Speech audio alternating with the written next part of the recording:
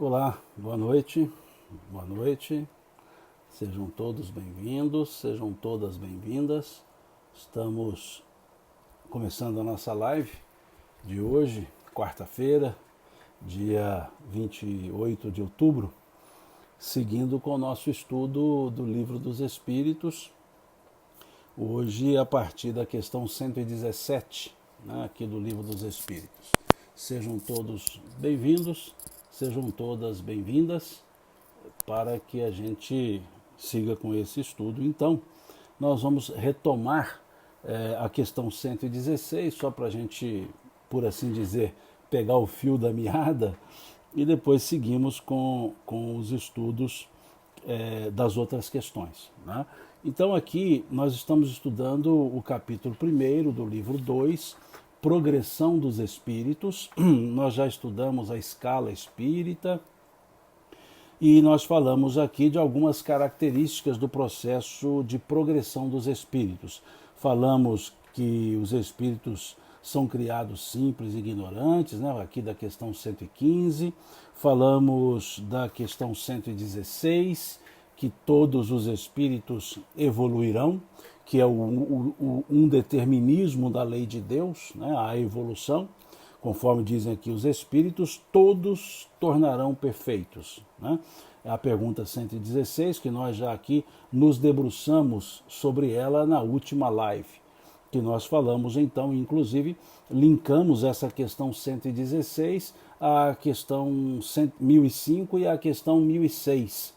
Nós linkamos essa questão a essas duas, né? Falando justamente dessa ideia de que todos os espíritos se tornarão um dia perfeitos. Essa é a resposta dada pelos espíritos. Então a pergunta foi: há espíritos que permanecerão para sempre nas ordens inferiores? E os espíritos responderam: não, todos se tornarão perfeitos. Então foi a última questão que nós analisamos. E agora sigamos, né, para as outras questões desse contexto, nesse contexto da progressão dos espíritos, né, que aqui os espíritos trazem. Bom, e aí vem a questão 117, onde se pergunta aos espíritos, já que diz que todos os espíritos se tornarão perfeitos, então partindo dessa premissa, partindo dessa resposta, Kardec então diz assim: depende dos espíritos apressarem o seu progresso rumo à perfeição? Ou seja, se os espíritos disseram na questão 116 que todos os espíritos progredirão, todos os espíritos se tornarão perfeitos, todos os espíritos evoluirão, dentro dessa premissa, Kardec pergunta então: depende dos espíritos apressarem o seu progresso rumo à perfeição? E então os espíritos respondem a Kardec: certamente. Eles a alcançam mais ou menos rápido, conforme seu desejo e submissão à vontade de Deus. Uma criança dócil não se instrui mais depressa do que uma criança rebelde? Então aqui eles voltam a usar o exemplo da criança que foi trazido pelos espíritos na questão 115A, e que Jesus também muitas vezes utilizou a ideia da infância, da criança, para alguns simbolismos, né? Conforme vemos nos evangelhos. Mas aqui na questão 117, os espíritos fazem a resposta, ou começam a resposta, valendo-se de um advérbio. Certamente, vejam, é um advérbio. Então aqui a resposta: depende dos espíritos apressarem o seu progresso rumo à perfeição. Os espíritos respondem: certamente. Bastaria isso, né? Bastaria esse advérbio, essa forma adverbial, certamente, para dar já cabo à questão, à pergunta. Mas os espíritos continuam respondendo. Eles continuam respondendo e explicando. Eles a alcançam mais ou menos rápido. Mais ou menos rápido, ou seja, uns mais rapidamente, outros menos rapidamente, conforme o seu desejo e a sua submissão à vontade de Deus. Então aqui os espíritos nos colocam dois elementos. Eles colocam dois elementos que indicam essa evolução mais rapidamente ou menos rapidamente, ou em outras palavras, rapidamente ou demoradamente. Quais são as condições, quais são os elementos que os espíritos colocam para dizer evolui-se mais rapidamente ou não? O desejo, ou seja, a vontade do espírito, a vontade e a submissão à vontade de Deus, ou seja, o cumprimento das leis de Deus. O cumprimento das leis de Deus associados à vontade. Vontade que Emmanuel trabalha no livro Pensamento e Vida, e ali Emmanuel elenca a vontade como o gerente da mente, ou seja, como sendo numa hierarquia o elemento fundamental da mente. Então aqui na resposta, a vontade, o desejo no sentido de vontade é preponderante. É preciso que tenhamos a vontade de evoluir. E quando diz também e submissão à vontade de Deus, ou seja, submissão à lei de Deus, é a submissão à lei de Deus pela vontade de se submeter. Não é submeter-se às leis de Deus por obrigação. Não é isso. É submeter-se às leis de Deus com a vontade de a elas submeter-se. É nesse sentido. Ou seja, é algo de bom grado. É o vivenciar as leis de Deus com conhecimento da importância dessas leis de Deus. E não só vivenciá-las por obrigação. Em outras palavras, praticar o bem pela prática do bem e não praticar o bem visando o benefício. Porque aí não é a prática do bem. Aí não é uma prática do bem. Se eu faço o bem visando benefícios, eu estou fazendo o bem por interesse pessoal e não pelo desprendimento do próprio bem e não pelo desprendimento de fazer o bem. Então, o submeter-se à vontade de Deus, aqui expresso na pergunta, na resposta, não é uma submissão por obrigação ou por interesse. Não, a lei de Deus diz que nós devemos fazer o bem, então eu vou fazer porque vai que eu ganho algo com isso. Não é isso. É o fazer o bem pela natural, ou pela naturalidade, melhor dizendo, do bem. Como sendo o natural, o esperado, o normal de uma pessoa, de um ser humano. Então é nesse sentido que nós devemos observar essa resposta dos espíritos. Uns evoluem mais rapidamente, outros evoluem menos rapidamente, ou seja, demoradamente, mas tudo isso está atrelado à vontade do espírito, o desejo do espírito e a submissão da vontade. Ou seja, é algo de voluntariedade. Voluntariedade. É voluntário. É por voluntariedade. Essa pergunta aqui, eu depois olhando as perguntas que as pessoas colocaram no Facebook, uma pessoa perguntou: Simão, como é que fica que essa ideia de Jesus ter evoluído em linha reta, conforme falou Emmanuel? A pessoa fez essa pergunta na live passada. Mas como eu li depois, eu já expliquei que no Facebook é difícil eu ler as perguntas e os comentários à medida que colocam, porque eu não consigo vê-los aqui na minha tela. Eu só vejo uma linha, né? Então não consigo acompanhar. O Instagram já aparece 3 linhas, né? Três pessoas, então eu consigo mais ou menos acompanhar, mais ou menos. No Facebook eu não consigo, porque não aparece na minha tela a pergunta, já que eu estou fazendo pelo celular aqui no Facebook, não é pelo computador. Então eu não vejo a manifestação das pessoas. E aí depois eu costumo dar uma olhada, eu leio, vou lá e vou observando. Então uma das pessoas perguntou isso no Facebook, como é que ficaria aquela posição que Emmanuel coloca, que Jesus evoluiu em linha reta. Essa pergunta aqui responde. Essa pergunta 117 responde. Por que ela responde? Porque, vejam, depende dos espíritos apressarem a sua evolução, o seu progresso rumo à perfeição? Sim. Então depende da atitude, depende da vontade, depende da submissão. Então, o Cristo, o Jesus, foi um que, por desejo, pelas suas atitudes, por submissão à lei, ao Pai, a Deus, às leis de Deus, submissão à vontade de Deus, ele evoluiu mais rapidamente. Não é exceção. Porque muitos, quando observam essa frase, entendem, traz aquela ideia que houve uma exceção. Não. Na lei de Deus não há exceção. A lei de Deus ela é equânime, ela é justa. Deus trata tudo com equidade. E não poderia haver exceção. O que aconteceu é que essa resposta é o que está aqui na questão 117. Alguns espíritos evoluem mais rapidamente porque fazem por merecer isso, ou fazem por conseguir isso, melhor dizendo, né? Porque se fosse merecer, acabaria Deus concedendo. Não, não é isso. O espírito fez por isso. Ele evoluiu, ele submeteu à vontade de Deus. E é interessante essa frase, submissão à vontade de Deus, porque o Cristo, o nosso modelo e guia da humanidade, o Cristo, o ser perfeito que nós tivemos na Terra, o Cristo, o governador da Terra, mesmo aqui encarnado, como ali o Cristo encarnado, o que ele dizia com frequência? O que ele dizia com frequência? Várias coisas, mas nesse sentido, o que ele dizia com frequência? Não faço a minha vontade, mas a vontade daquele que me enviou. Vejam como Cristo falava. Quantas vezes ele disse isso? Várias.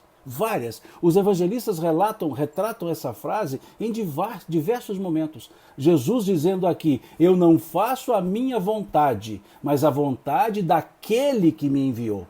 Olha o que está aqui na questão 117, submissão à vontade de Deus. O Cristo submetia-se à vontade de Deus. Deus não é voluntarioso no sentido, eu quero a vontade. Não. As suas leis, essa ordem belíssima que nós temos na vida. Então, veja, várias vezes Jesus dizia, eu não faço a minha vontade, mas a vontade daquele que me enviou. Quando ele ora ao Pai, naquele momento no Getsemane, ele vai dizer, Pai, afasta de mim esse cálice. Pai, se for possível, afasta de mim esse cálice. Pai, cumpra-se em mim segundo a tua vontade. Cumpra-se em mim segundo a tua vontade. Então vejamos que o Cristo ele se submetia, não é sentido subalternidade que nós damos à palavra submissão, não. Aqui submeter-se é obedecer às leis de Deus, à vontade de Deus, que é a própria harmonia, a ordem universal. Então vejamos os Espíritos dizendo que eles avançam, alcançam mais rapidamente ou menos rapidamente a evolução, porque pelo seu desejo e pela sua submissão à vontade de Deus. Submissão às leis de Deus. Então aqui explica, essa questão 117 explica tranquilamente aquela ideia que se atribui, que Emmanuel dizia, que Jesus evoluiu em linha reta. Em linha reta não é exceção. Em linha reta é dependente da vontade e da submissão, que está aqui na questão 117. Vejamos que coisa mais legal, que coisa perfeita. Como que a lei de Deus não tem exceções. Porque se Deus não dá jeitinho, as coisas já estão devidamente reguladas pelas leis de Deus. As leis amorosas de Deus. É isso que nós temos que entender. Todas as leis de Deus são amorosas. Mas não, a lei de causa e efeito é amorosa. É amorosa. Não é Deus impondo, é amorosidade pura. Eu sempre digo aqui, a justiça de Deus é boa, a bondade de Deus é justa. Essas duas frases eu as trago para mim. A justiça de Deus é boa, a bondade de Deus é justa. É isso que está colocado aqui. Então, quando a pessoa perguntou, eu não respondi porque não havia visto naquele momento, eu deixei para responder hoje. Não há exceção. Então, quando se diz evoluiu em linha reta, é porque cumpriu a submissão à vontade de Deus, teve o desejo de evoluir, conforme está na questão 117. Boa essa questão, não é? Belíssima essa questão. Nós somos reticentes porque insistimos nas nossas vontades.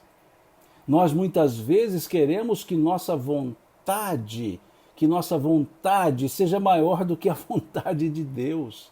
Nós muitas vezes assim queremos. Pedimos prestação de contas a Deus.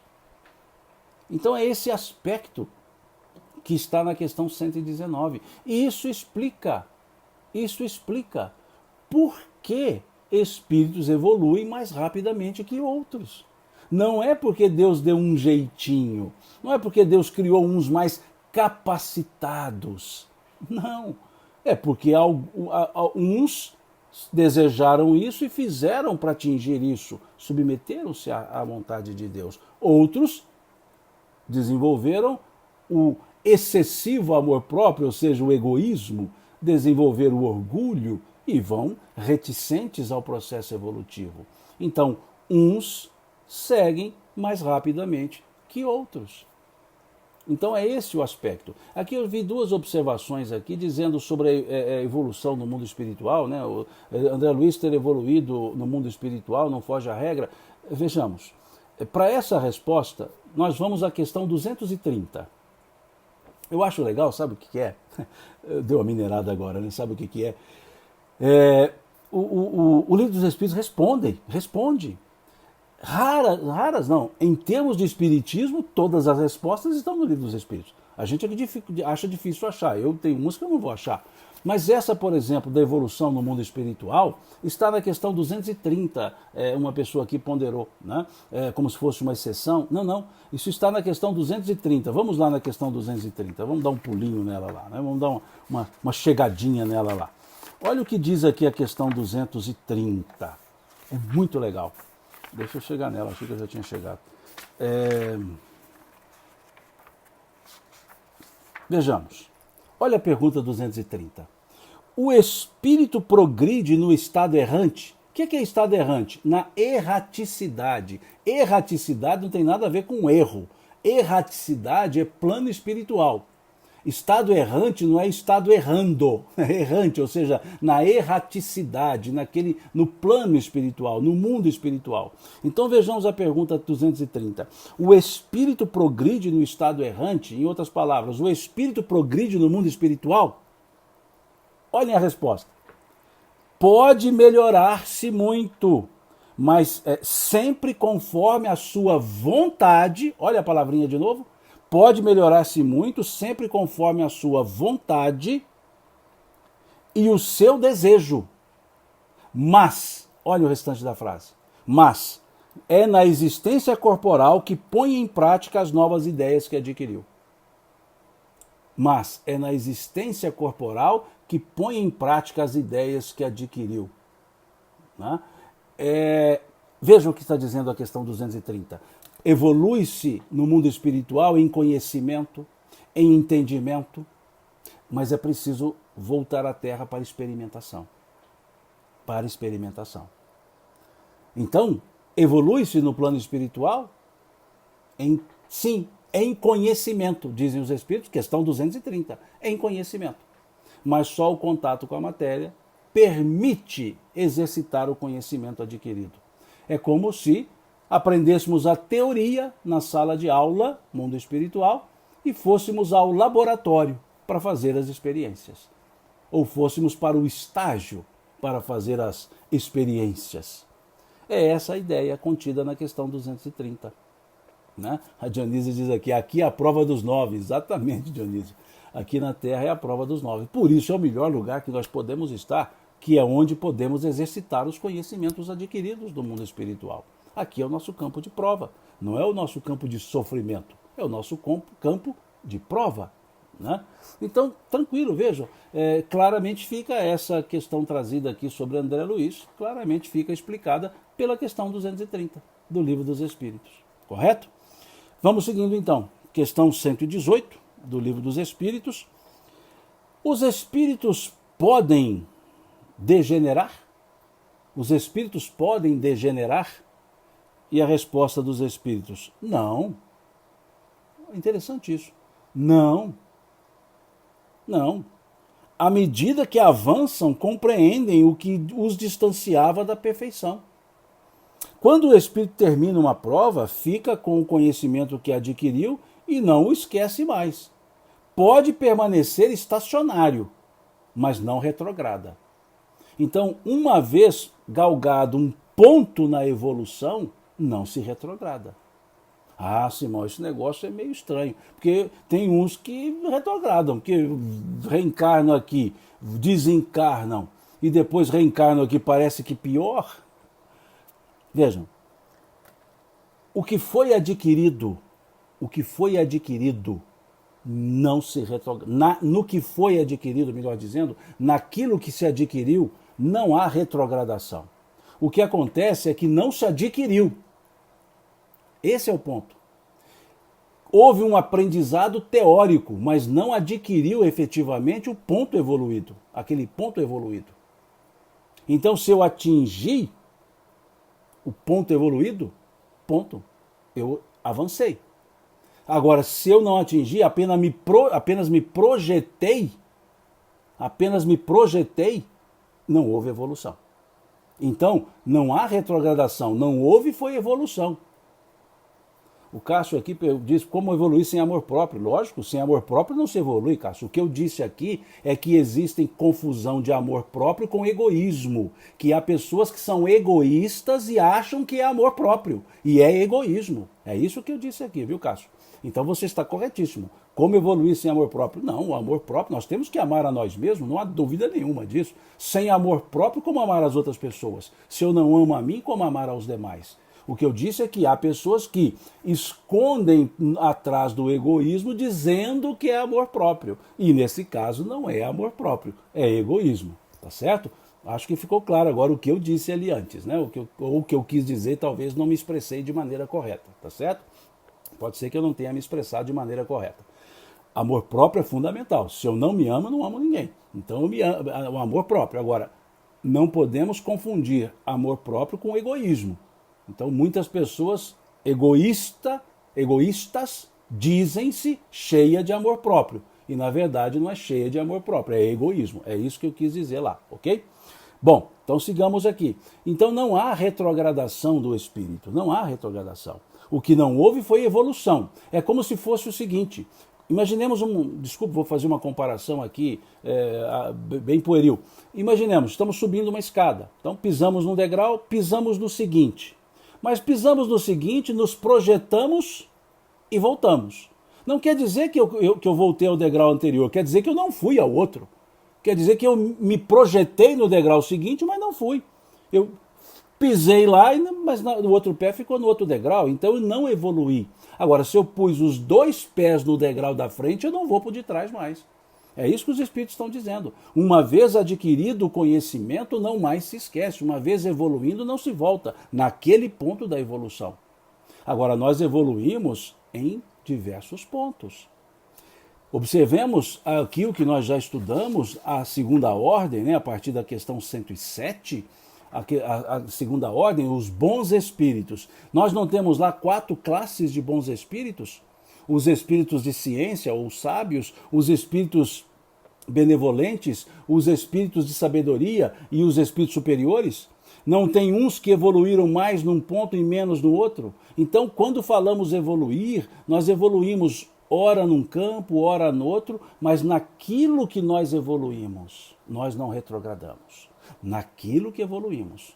Agora, achar que evoluímos não quer dizer que evoluímos. Então nós podemos, numa encarnação, evoluir em um certo aspecto, noutra encarnação um outro aspecto, noutra encarnação um outro aspecto, noutra encarnação um outro aspecto, porque não é o aspecto que evoluímos em todos os sentidos num momento só. Não, nós temos pontos, e aqueles pontos evoluídos não se retrograda neles, mas eu preciso evoluir nos outros aspectos. E aqui então ele diz, pode permanecer estacionário. Permanecer estacionário, ou seja, num dado momento cristalizou e não dá um passo à frente. Numa encarnação, não aproveita, né? Então é esse o ponto. Isso é a linguagem do Filho do Homem que Jesus trazia. Filho do homem, filho de nós mesmos. Eu sou filho de mim, ou seja, eu hoje sou o resultado de ontem.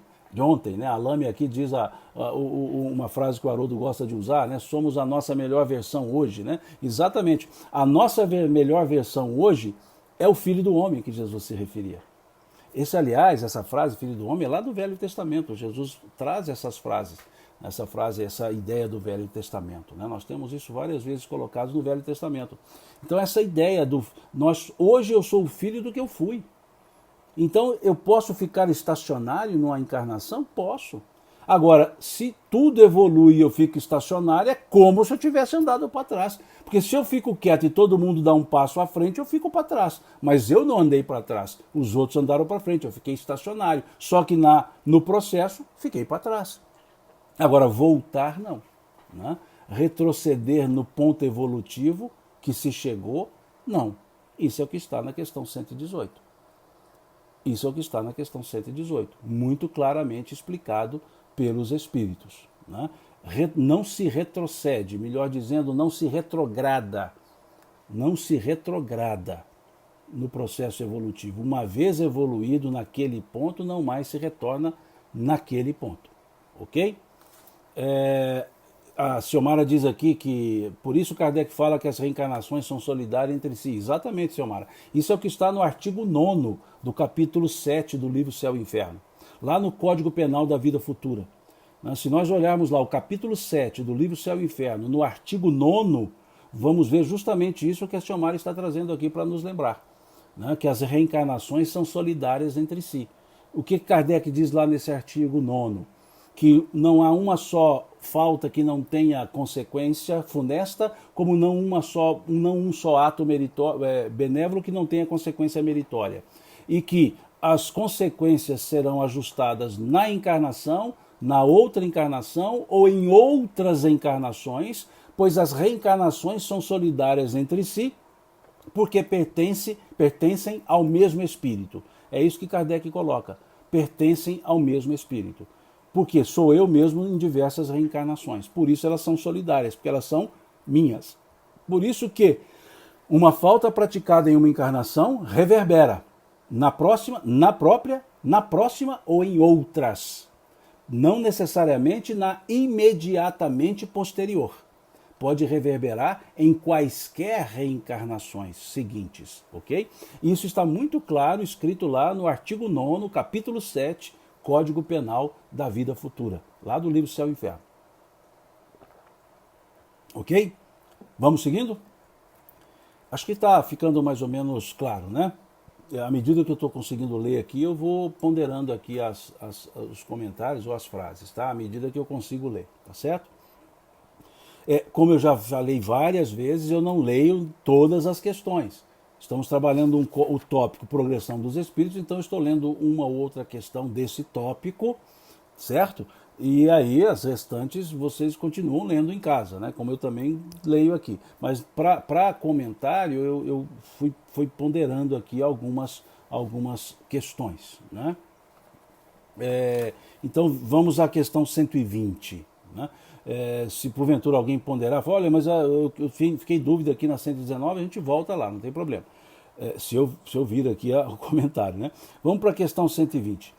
Todos os espíritos passam pela fieira do mal para chegar ao bem? Essa pergunta ela é 10. Essa pergunta ela é 10. É top, vamos dizer, essa pergunta. Porque tem-se uma ideia que o mal é necessário para que o bem seja valorizado. Vejam, quer dizer, para valorizar o bem tem que existir o mal. Não, isso é uma ideia que contrapõe a bondade de Deus. Porque se tiver que existir o mal para valorizar o bem, Deus é que teria criado o mal. E como um ser soberanamente justo e bom, criaria o mal. Não. Kardec explicou muito bem, no capítulo 3 do livro A Gênese, que o mal é a ausência do bem. Como o escuro é a ausência da luz, a ausência do claro. Então, o mal ele não tem existência própria, ele não tem essência, ele tem a existência derivada. O mal tem existência derivada da ausência. O que eu quero dizer com isso? O mal só existe pelo bem não existir. Entenderam isso? Então, a existência do mal é pela ausência do bem. Então, ele não tem existência própria, ele não tem essência própria. Ele só existe por decorrência da inexistência do bem. Então ele é derivado da inexistência do bem. Então essa pergunta ela é muito interessante porque Kardec traz ao questionamento essas lógicas que foram criadas ao longo dos tempos, eu diria, essas lógicas teológicas, essas lógicas exegéticas, e Kardec traz isso novamente. Então, eles dizem, todos os espíritos passam pela fieira do mal para chegar ao bem? E eles respondem, não. Não pela fieira do mal, mas pela ignorância. Olha, não pela fieira do mal, mas pela ignorância. O que é ignorância? Não saber. O não saber. Isso vai ficar mais claro na questão 122, quando nós chegarmos, nós já vamos chegar nessa questão 122. Ignorância não é no sentido que, vamos dizer, coloquial que as pessoas dão a essa palavra, né, no sentido até pejorativo que dão a essa palavra, ignorante. Quando eu digo você é ignorante, eu estou dizendo você ignora o que eu estou lhe dizendo, ou você ignora o fato. Ignorância é não conhecimento, não conhecer. Né? Ele não conhece, ele não sabe. Então o Espírito diz aqui, todos os espíritos, Kardec pergunta, todos os espíritos precisam passar pela fieira do mal para chegar ao bem? Ele diz, não, passam pela ignorância. E na ignorância eu começo a aprender. E à medida que eu vou aprendendo, eu vou fazendo de maneira diferente.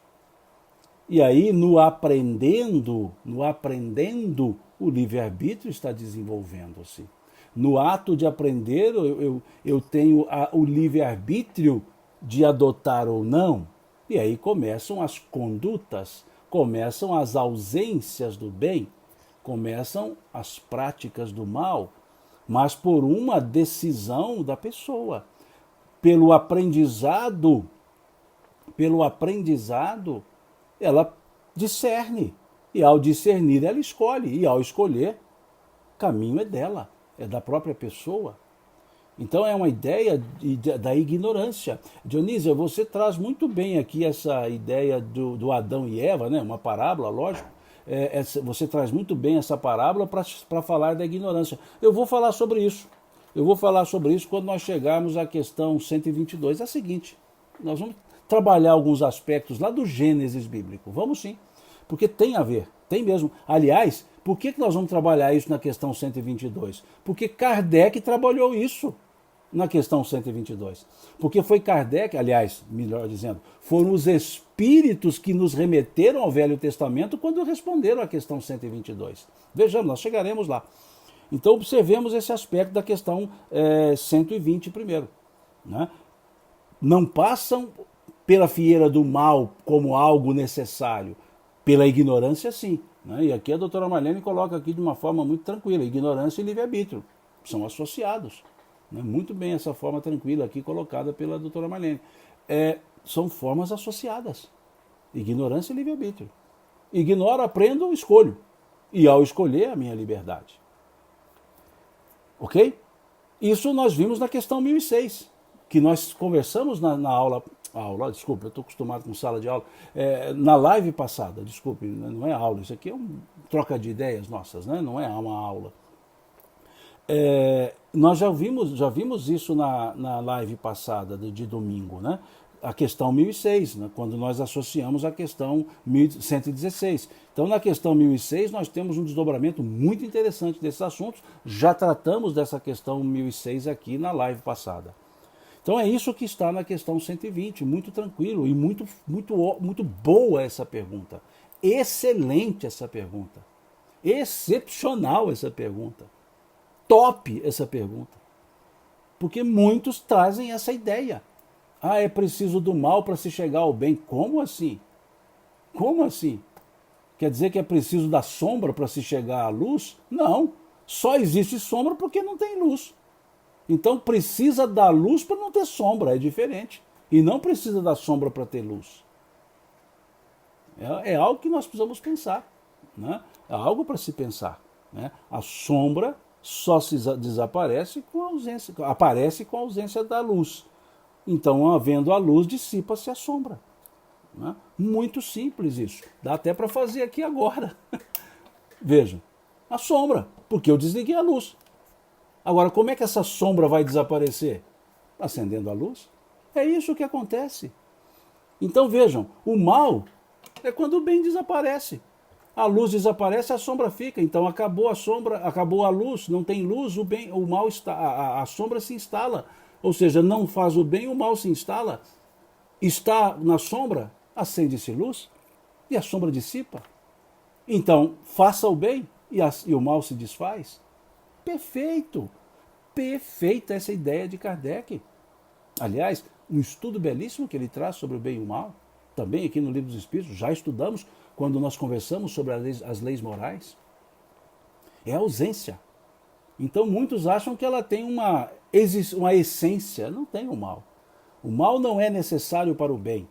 O mal surge quando o bem não é feito. O mal surge quando o bem não é feito. Muito bem a Lâmia coloca aqui, brilha a vossa luz. Jesus foi nos falar isso, capítulo 6 do Evangelho de Mateus. Desculpa, capítulo 5 do Evangelho de Mateus.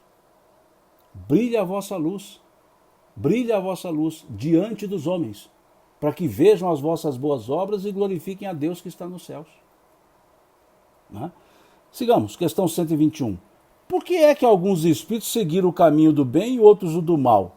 Ele está olhando aqui a questão 117, né? Quando os espíritos respondem na questão 117, que depende do espírito a velocidade da sua evolução, Kardec então pergunta por que alguns espíritos seguiram o caminho do bem e outros o do mal? E baseado também na questão 120.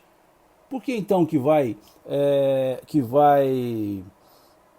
seguir o caminho do bem e do mal? Por que ele faz isso? Por que ele escolhe? Por que alguns escolheram o bem, outros escolheram o mal?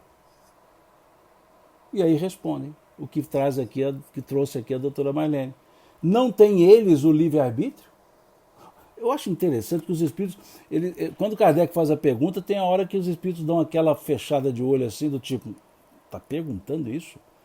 Veja, por que é que alguns espíritos seguiram o caminho do bem e outros do mal? Olha a resposta. A resposta é uma pergunta. Não tem eles o livre-arbítrio? Em outras palavras, preste atenção. É fruto do livre-arbítrio. Deus não criou espíritos maus. Criou-os simples e ignorantes. Isto é, com igual aptidão para o bem ou para o mal. Os que são maus assim se tornaram por sua vontade. Olha aqui, olha que força isso aqui.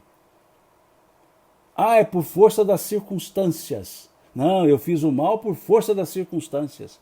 Não, os espíritos estão dizendo o seguinte, que se tornaram maus ou bons pela vontade. A circunstância pode ter influenciado, mas a aceitação foi da pessoa. Tem um ditado que a gente, pelo menos eu ouvia isso muito quando era criança, minha mãe falava muito isso pra gente, a ocasião faz o ladrão, era o ditado que ela falava pra gente quando era criança.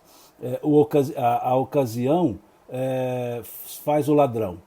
E muito depois, né, bem depois, a minha esposa me disse certa vez, a gente ainda era namorado, tem mais de 35 anos isso, que ela me disse isso. Tem mais de 35 anos. Só de casados são 35. Então tem mais de 35 anos que ela disse isso. Que atribuem a Rui Barbosa uma correção nesse ditado. Quando chegaram a Rui Barbosa e disseram a ele, a ocasião faz o ladrão, ele teria dito, a ocasião faz o furto, o ladrão nasce feito.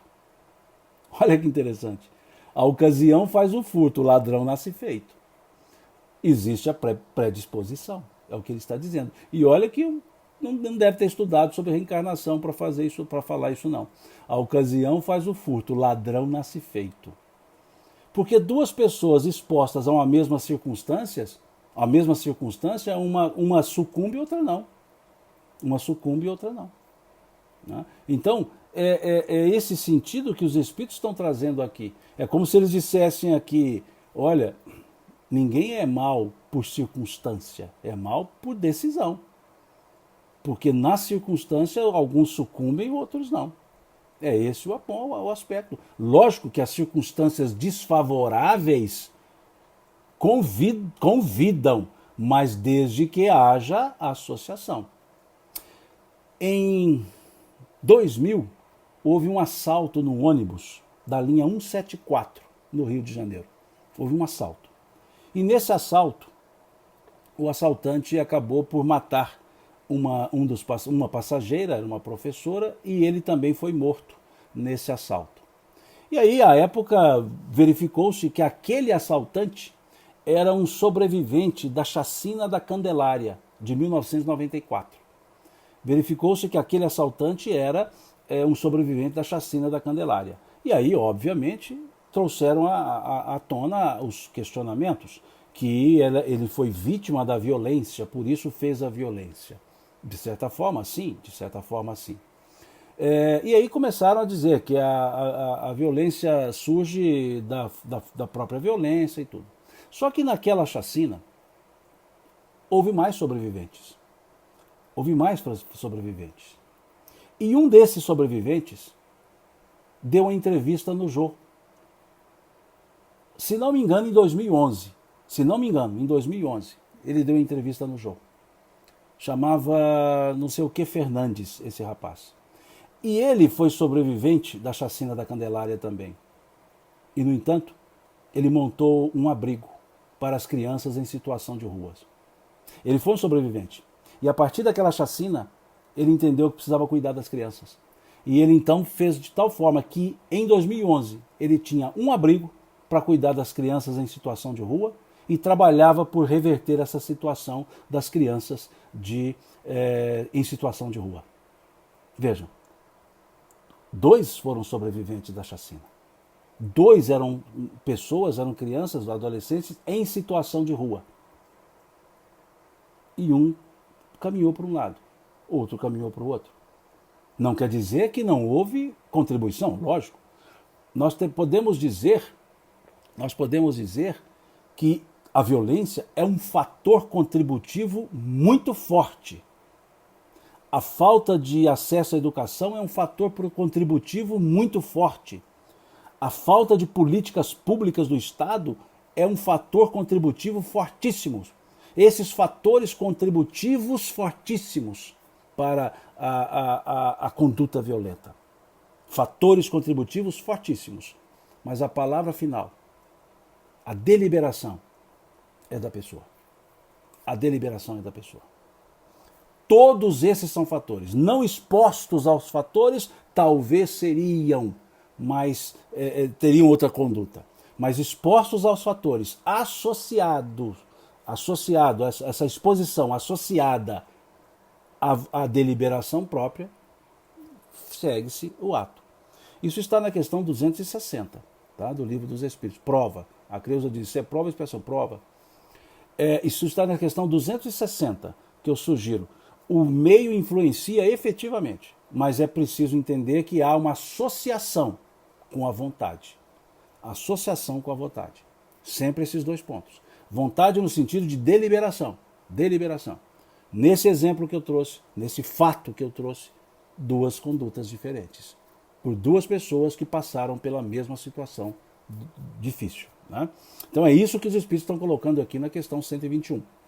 Não vai aqui nenhum juízo de valor, pelo amor de Deus. Não é juízo de valor. É uma questão de prova, realmente. Agora, mas por que faz uma prova colocando a pessoa numa situação tão difícil? Numa situação gaguejei. Numa situação que é convidativa a errar. Questão 260. Vamos lá na questão 260 do Livro dos Espíritos. Na 259 diz que o espírito escolhe o gênero de provas quando vai reencarnar. Então, na questão 260, pergunta-se o seguinte: como pode o espírito querer nascer entre gente de má vida? Olha que interessante. Na questão 258 fala que o espírito escolhe o gênero de provas. Na questão 259 fala que as grandes provas, os grandes acontecimentos, aqueles que podem contribuir para a mudança do rumo da nossa existência, são escolhidos pelo espírito antes de encarnar. Então, considerando isso, Kardec pergunta, na questão 260, como pode o espírito querer nascer entre gente de má vida?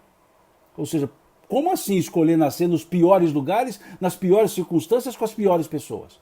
É isso que Kardec está perguntando. E olhemos a resposta que os espíritos nos dão.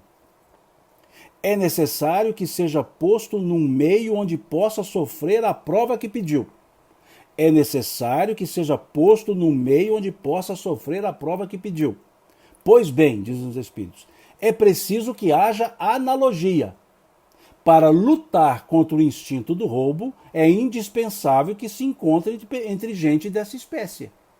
Ou seja, para domar o instinto do roubo é necessário que esteja no meio de pessoas que não me levem a cometer o erro. Porque como que eu vou domar uma tendência se eu não estou exposto às circunstâncias para eu exercer ou não essa tendência? Ser bom no meio de gente boa pode ser consequência. Agora, ser bom no meio de gente ruim é uma deliberação. Então é isso que está na questão 260. O que eu estou dizendo aqui, pelo amor de Deus, eu não estou fazendo juízo de valor, eu estou aqui trazendo quase que replicando as respostas dos Espíritos. A questão 260 é a questão 121 do Livro dos Espíritos. Né? E aí alguém pode dizer assim, mas quando nós somos influenciados pelos Espíritos? Não tem muita gente que diz isso? Mas quando o espírito influencia, quando eu sou influenciado pelo mau espírito, eu pratico o mal. E aí até dizem, porque na questão 459 do Livro dos Espíritos, está dito que os espíritos nos influenciam de tal forma que eles é que nos dirigem. Tá, de fato está escrito isso lá na questão 459. Vamos lá na questão 459. De fato está escrito isso na questão 459. Né? Vejamos o que pergunta aqui na questão 459. Os espíritos influem... Só um segundinho.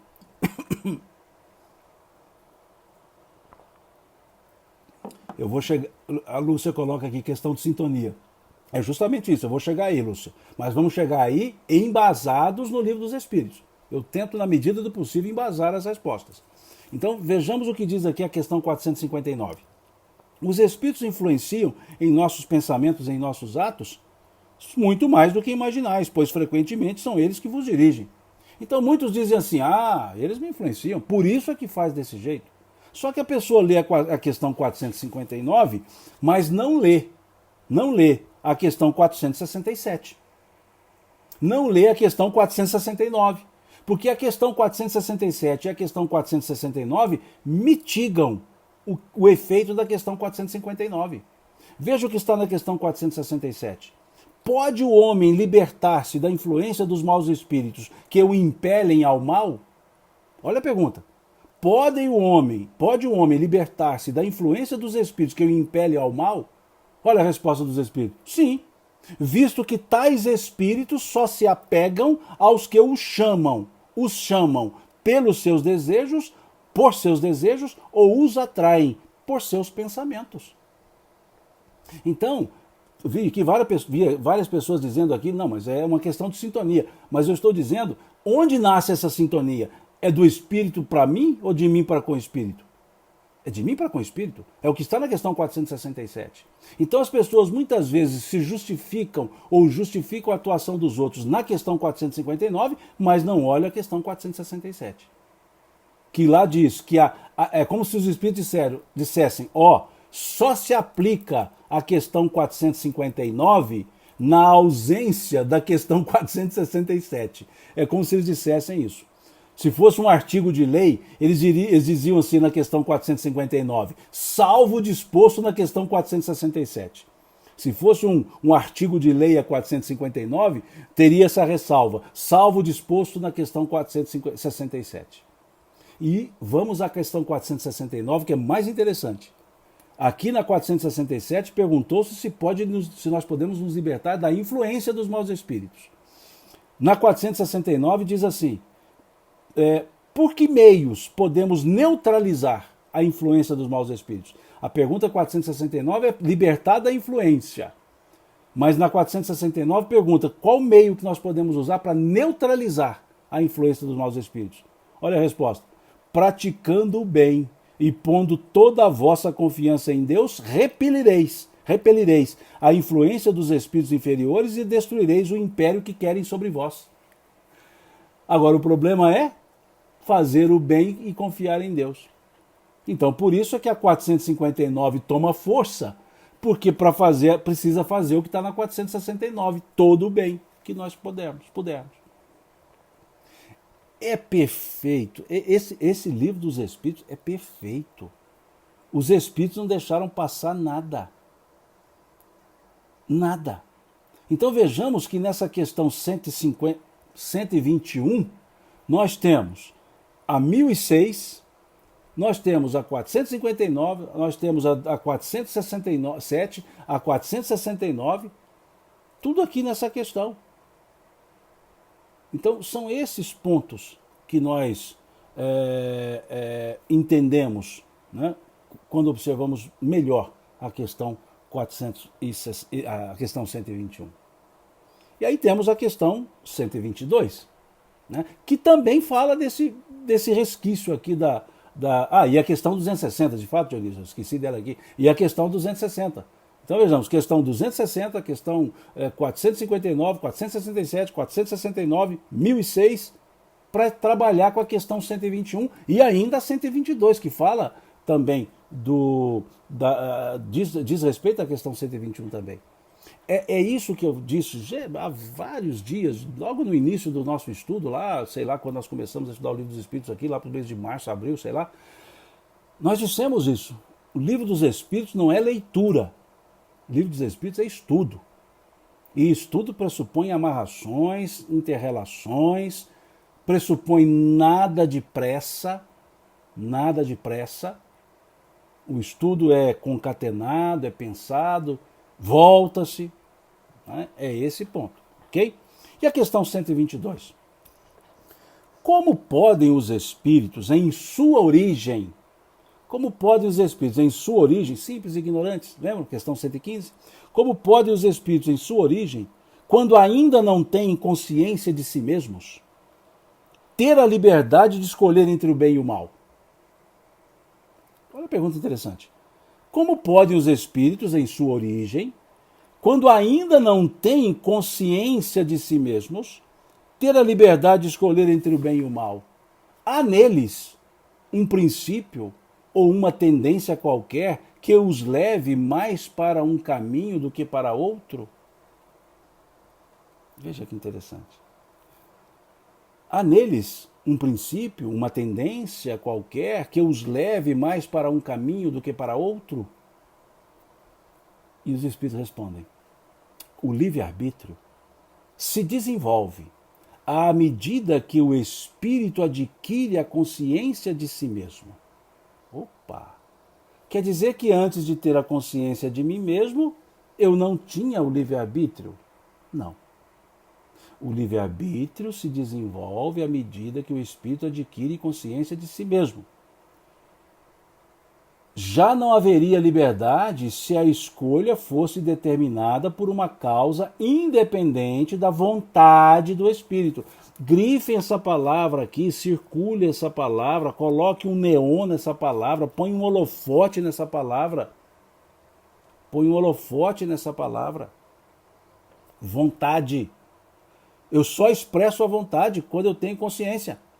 Então vamos lá. Já não haveria liberdade se a escolha fosse determinada por uma causa independente da vontade do espírito. A causa não está nele, mas fora dele, nas influências a que cede. Olha, nas influências a que cede, em virtude da sua livre vontade. Em virtude da sua livre vontade. Olha agora o que os espíritos dizem. Esta é a grande figura da queda do homem e do pecado original.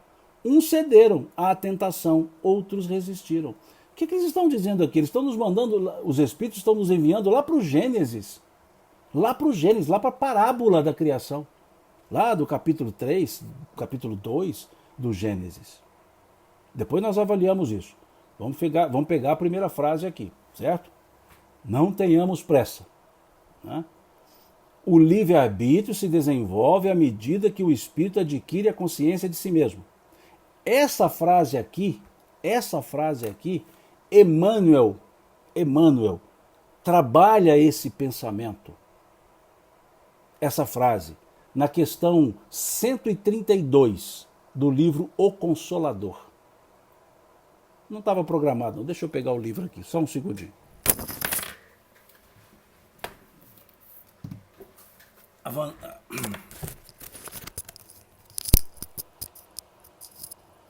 vantagem de estar falando da estante é mais fácil. É só esticar a mão, pega aqui na estante. O livro Consolador. Vejamos a questão 132, leiamos a frase. O livre-arbítrio se desenvolve à medida que o espírito adquire consciência de si mesmo. Então vejamos a questão 132 que Emmanuel trabalha esse assunto. Vamos lá, questão 132. Há determinismo e livre-arbítrio ao mesmo tempo na existência humana? Porque aqui os espíritos estão falando do livre-arbítrio que se desenvolve e porque antes disso não era livre-arbítrio. Porque só se desenvolve à medida que o espírito adquire consciência de si mesmo. Então, antes de adquirir consciência de si mesmo, não há o livre-arbítrio. Então há o quê? O determinismo. Então vejamos Emmanuel aqui. A pergunta a Emmanuel. Há determinismo e livre-arbítrio ao mesmo tempo na existência humana? Olhemos a resposta. Determinismo e livre-arbítrio coexistem na vida, entrosando-se na estrada dos destinos para a elevação e redenção dos homens. É uma frase tipicamente emmanuelina, porque Emmanuel é um poeta. Ele fala, é um poeta contundente, mas é poeta. Determinismo e livre-arbítrio coexistem na vida, entrosando-se na estrada dos destinos para a elevação e redenção dos homens. Segue Emmanuel. O primeiro, ou seja, o determinismo, é absoluto nas mais baixas camadas evolutivas. Mais baixas camadas evolutivas. Ou seja, antes de ter consciência de si. Veja, o primeiro, o determinismo, é absoluto nas mais baixas camadas evolutivas. E o segundo, o livre-arbítrio, amplia-se com os valores da educação e da experiência. Que perfeição! Que perfeição! Que perfeição! Acresce observar que sobre ambos, determinismo e livre-arbítrio, pairam as determinações divinas, baseadas na lei do amor, sagrada e única, da qual a profecia foi sempre o mais eloquente testemunho. Não verificais atualmente as realizações previstas pelos emissários do Senhor há 2004 milênios no divino simbolismo das Escrituras? Estabelecida a verdade de que o homem é livre na pauta de sua educação e de seus méritos na lei das provas, cumpre-nos reconhecer que o próprio homem, à medida que se torna responsável, organiza o determinismo da sua existência, agravando-o ou amenizando-lhe os rigores até poder elevar-se definitivamente aos planos superiores do universo. Esse Emmanuel é Emmanuel mesmo, não tem jeito. Né? Consolador, questão 132, que está vinculado diretamente a essa frase. O livre-arbítrio se desenvolve à medida que o espírito adquire consciência de si mesmo. O que Emmanuel está dizendo? Antes de desenvolver a consciência, é determinismo. Depois que desenvolve a consciência, o livre-arbítrio se amplia. Então vejamos, ele diz, o determinismo se aplica nas camadas inferiores da evolução. O livre-arbítrio se amplia à medida que o espírito se desenvolve. Olha que coisa legal. Né? Olha que coisa legal. Aqui pergunta aqui a Simone, ou quem foi que perguntou, desculpe-me, falar sobre, a Eliette, responder sobre destino e livre-arbítrio.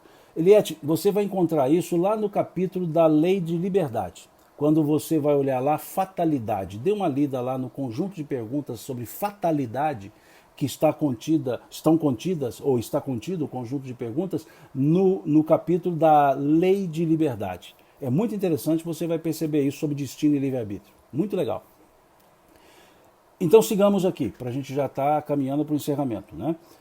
Já não haveria liberdade se a escolha fosse determinada por uma causa independente da vontade. Opa! Então quer dizer, se a causa for independente da vontade do espírito, não haveria liberdade. E uma vez tendo consciência, a liberdade se coloca. Liberdade de escolher, liberdade de aceitar, liberdade de não aceitar. Então, e a palavra-chave, vontade. Então vejamos, já não haveria liberdade se a escolha fosse determinada por uma causa independente da vontade do espírito. A causa não está nele. Nele que ele diz, lá no espírito, no período da ignorância. Mas fora dele, nas influências, vejam, nas influências a que cede em virtude da sua livre vontade. Não é, veja, a frase não foi assim, nas influências que recebe. A frase não foi nas influências que recebe. A frase foi nas influências a que cede. Nas influências a que cede, em virtude da sua livre vontade. Esta é a grande figura da queda do homem e do pecado original. Uns cederam à tentação, outros resistiram. E nós vamos parar por aqui. E na próxima live, domingo, às 10 da manhã, nós falaremos dessa última frase da questão 122. É esta a grande figura da queda do homem. Então nós vamos lá no Gênesis bíblico. Para a gente perceber, não quer dizer que o Gênesis foi um fato, não é um fato, é uma parábola. E por ser parábola, traz símbolos, traz ensinamentos simbólicos. Então os Espíritos disseram, em outras palavras, dei um pulinho lá no Velho Testamento, dei um pulinho lá. E tem espíritas que diz que o Velho Testamento não serve para nada. Se não servisse para nada, a parábola da criação não seria suscitada pelos Espíritos aqui na questão 122. E que suscitam também na questão 1019, do mesmo jeito. Ok? Então na próxima live, domingo às 10 da manhã, nós vamos começar, né, da questão 122, observando esse pulinho aqui. E como sugestão, dando uma ida lá no Gênesis, dando uma sugestão, leiam o Gênesis. Leiam o capítulo 2, o capítulo 3, dá uma olhadinha lá no versículo 7 do capítulo 3, versículo 17 do capítulo 2. Dê uma olhadazinha lá. Dá uma olhada no capítulo 3, versículo 22. Nós vamos fazer um estudo sobre isso. Eu vou tirar um parênteses, vou abrir um colchete, 2 colchetes, para a gente analisar essa última frase aqui. Esta é a grande figura da queda do homem e do pecado original. Ok? Que é um símbolo. É um símbolo, pelo amor de Deus, não é um fato. É um símbolo. E nós vamos analisar isso na próxima live. Fica aqui o convite para próximo domingo, às 10 horas da manhã, que é nós sempre fazemos essa live às